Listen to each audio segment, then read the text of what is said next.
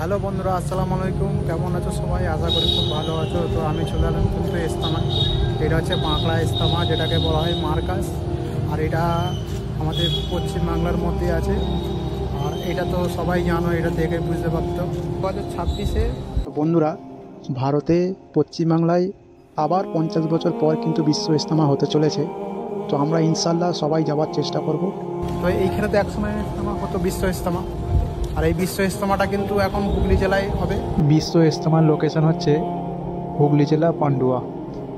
লক্ষ লক্ষ মুসল্লি দেশ বিদেশ থেকে আসতে চলেছে, শুধুমাত্র একটাই উদ্দেশ্য, ইমান, আমল, মেহনত আর দিনের শিক্ষা নেবার জন্য।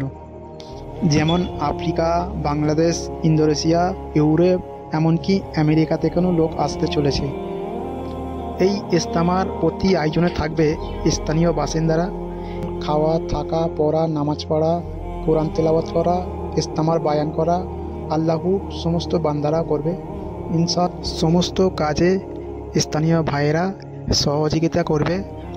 আর আমরাও চেষ্টা করব, যারা যাব ওইখানে উপস্থিত হব, আমরাও সমস্ত কাজে লেগে যাব এবং কাজে কাঁধে কাঁধ মিলে সমস্ত কাজগুলো আমরা সম্পূর্ণ চেষ্টা করব কমপ্লিট করার।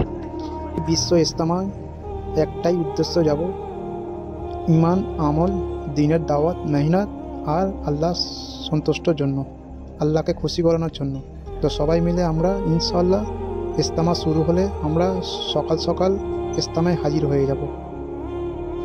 তো ভাইয়েরা, যারা এই ভিডিওটা দেখছো, তো আমরা সবাই মিলে আজ থেকে নিয়ত করি, সময় আসলেই আমরা এই ইজতেমায় সবাই মিলে উপস্থিত হবার চেষ্টা করব।